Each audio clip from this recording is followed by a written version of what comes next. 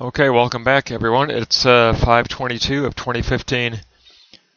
Andre Lacocque took 9 additional pages and tacked it on to his lesson on the covenant of the law and did a brief theological summary, which I wish he would have done that with creation also, because I just love the fact that he kind of gave us a theological wrap-up, and it's really well done, but very concise. And so we get to take a look at the Professor Lacocque's theological wrap-up for the doctrine of the covenant of the law, especially the modalities. He wants to concentrate on the theology of the modalities of covenant. He uses a Hegelian framework of particularity, generality, and universality. That's straight out of Hegel, so of course I appreciate that. I just think it's great. But we'll begin with the particularity, and Lacocque says that which will become universal as a sign, or universal as a sign model, initially is oppressive as a particularity, because God's will as a particular it is oppressive to our understanding. And this is called the extravagant particularity that carries the universal signification. It's always kind of an extravagant, excessive particularity that encloses sign model or universality of signification. Now, God enters into particularity as Yahweh, the covenant God, for the sake of humanity in the covenant of the law, initially here. This first moment, God demands particularity from Abraham, and the covenant of divine right begins and is inaugurated through particular prescriptives of the Decalogue, the 10 Commandments. But this moment emphasizes the particularity of call to Abraham. Now we're going to pass over into generality, and Professor Lacocque says that don't confuse this ethical realm with universality, because the ethical realm is the realm of generality, not universality. The ethical realm has limitations. So ethics is an expression of the religious, the rabbinic, interpretive, Kabbalic alignment wisdom is an attempt to define who Yahweh, the God of the covenant, is. Rabbinic narrative is an attempt to judge the inaccessible absolute, the hidden within the conceptual particularity, in order to reach the theological sphere of universality, which ethics can never really quite attain. Rabbinic narrative comes close, it makes approximations. It never really can completely encapsulate the theological universality. So ethics is always limited to generality, and that, again, should not be confused with a theological universality. So the second moment is ethical response to particular prescription in moment 1. It's a building of a prescriptive foundational base of interpretation. It explicates particularity through rabbinic narrative. But rabbinic narrative never gets beyond being classified as ethical institution for Lacocque, and that's always going to be short of encapsulating theological event of universality. But this is where he places that rabbinic Kabbalic alignment wisdom, which is unveiled through the rabbinic interpretation. And that takes us to universality, and in universality we reach the true theological moment for Professor Lacocque. This is the theologically religious sphere, which elevates the absurdity or the extravagance of particularity to becoming theologically sublime. So the extravagant particularity gets lifted and expanded to theological sublimity.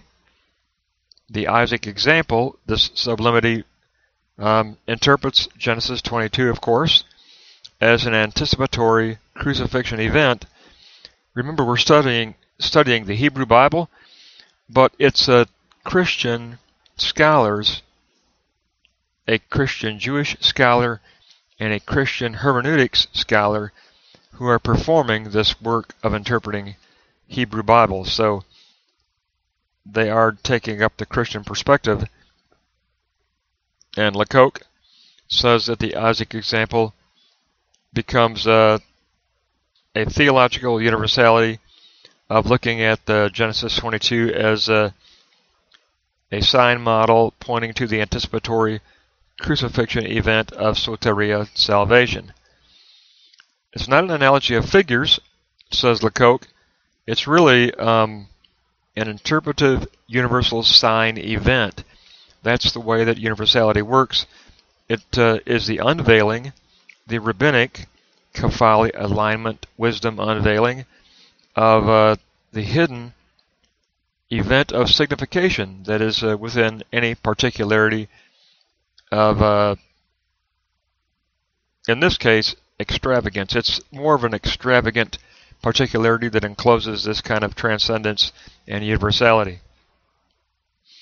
So thou shalt not kill passes through love of neighbor as self in ethics in order to reach the universality of love of enemies, which was proclaimed by Christ.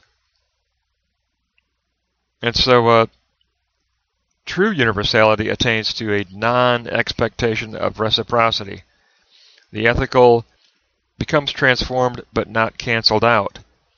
The universal moment constitutes a true theological universal interpretation of the initial particularity of a prescriptive thou shalt not kill.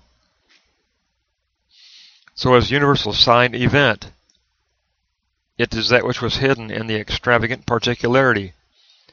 And this hiddenness of universal sign event of itself carries the reader, addressee, forward along the Kabbalic trajectory of alignment wisdom, which is hidden there.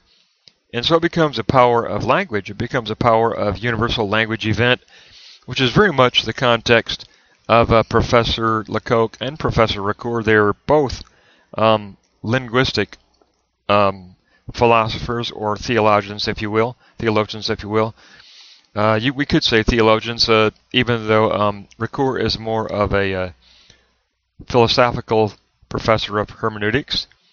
But they both are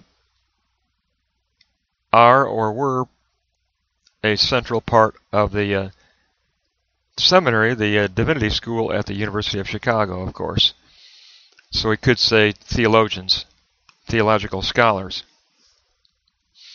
But what a great thing that Professor Lacocque did here. I just wish he would have done this with creation, because he is a brilliant Hebrew teacher, just an excellent Hebrew scholar. And I love the fact that he gave us a theological summary for that last lesson, which was beautiful. It was a great lesson last time. I really loved the lesson that really emphasized the rabbinic interpretive moment of narrative. Remember last lesson, that second moment, he really expanded the meaning of rabbinic interpretation. It was really a great lesson. But now he gives us, before he leaves, before he turns it over to Ricoeur, which will be our next lesson, we're going to be turned over to Ricoeur. Before he does, he gives us a brief but brilliant theological summary of his position in his essay. So I just we'll have to see how it continues. I hope he continues to do this. I mean, obviously his creation essay was beautiful. It really was.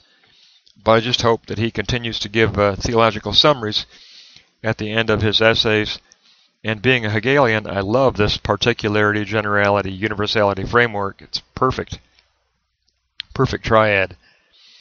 And so that gives us